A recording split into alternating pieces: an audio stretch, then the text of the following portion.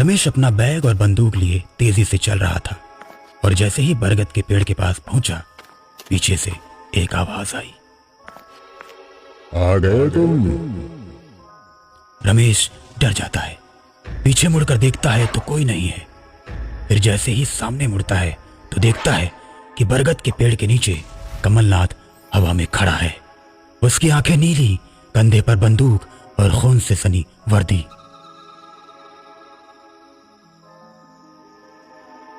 आखिरकार तुम आ ही गए रमेश। मैं कब से इस घड़ी का इंतजार कर रहा था। अब मैं तुम्हें तुम्हारे कर्मों की सजा दूंगा। इतना कहकर कमलनाथ रमेश का गर्दन दबोच लेता है। रामनगर थाना पूरे प्रदेश में सबसे ज्यादा अपराधी पकड़ने के मामले में नंबर 1 है।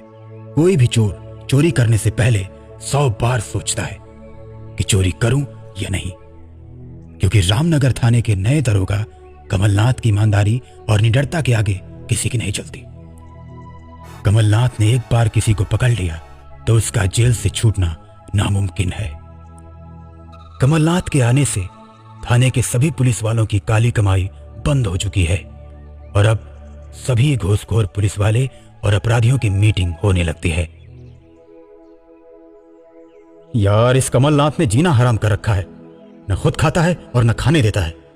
भाई, हमारे बारे में भी सोचो। पहले हम कितना मुनाफा कमाते थे और आप लोगों को भी देते थे, लेकिन जब से ये दरोगा कमलनाथ आया है, हमारा तो कोई माल पुल पार ही नहीं कर पाता। ये जब तक रहेगा तब तक हम लोग भिखारी ही रहेंगे।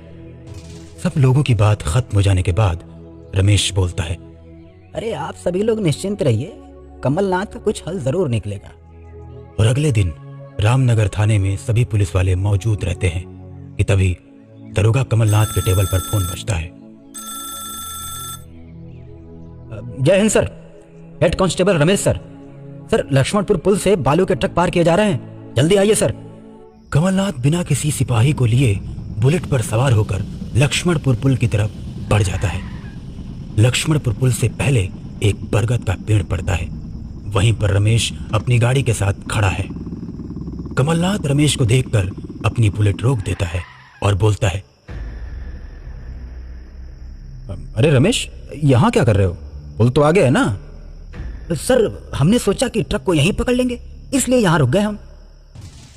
कमलनाथ थोड़ा सोचने के बाद बोलता है, सही कह रहे हो, हम ट्रक को यहीं पकड़ेंगे, आने दो ट्रकों को।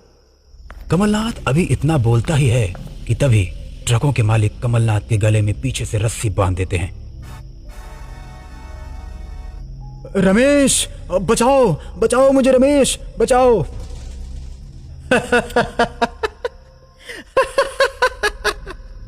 कमलनाथ, तूने हम सब के नाक में दम कर रखा था। न तू खुद खाता और न हमको खाने देता था, इसलिए हमने सोचा कि तुझे रास्ते से हटाना ही ठीक है। इतना कहकर रमेश और ट्रकों के मालिक कमलनाथ को बरगद के पेड़ से सटे खाई में उसकी मोटरसाइकिल के साथ फेंक देते हैं, जिससे कि ये एक एक्सीडेंट लगे। कमलनाथ के मरने के बाद जो दरोगा रामनगर थाने में आता है, वो रमेश और ट्रक मालिकों के साथ मिलकर खूब पैसा कमाता है। और कुछ दिन के बाद रमेश रामनगर से तबादला करवाकर दूसरे जिले चला जाता है और 2 साल के बाद आज फिर रमेश रामनगर थाने में दरोगा बनकर आ रहा है। बस से उतरने के बाद रात काफी हो जाने के कारण कोई भी सवारी नहीं मिलती, तो रमेश पैदल ही थाने जाने लगता है। पैदल चलते चलते जैसे ही रमेश बरगद के पेड़ के पास पहुंचता है तो पीछे से आवाज आती है, आ गए तुम? रमेश डर जाता है। पीछे मुड़कर देखता है तो कोई नहीं। फिर जैसे ही सामने मुड़ता है तो देखता है कि बरगद के पेड़ के नीचे कमलनाथ हवा में खड़ा है। उसकी आंखें नीली, कंधे पर बंदूक और खून से सनी वर्दी। आखिरकार तुम आ ही गए रमेश। मैं कब से इस घड़ी का इंतजार कर रहा था। अब मैं तुम्हें तुम्हारे कर्मों की सजा दूंगा।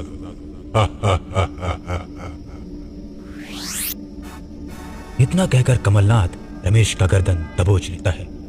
रमेश कमलनाथ को देखकर डर जाता है। अरे सर, हमको माफ कर दो, मुझसे बहुत बड़ी गलती हो गई थी सर, मुझे छोड़ दो। तुमको कैसे छोड़ दूं? आज तो अपना बदला पूरा जरूर करूंगा। इतना कहकर कमलनाथ रमेश की गर्दन काट कर अलग कर देता।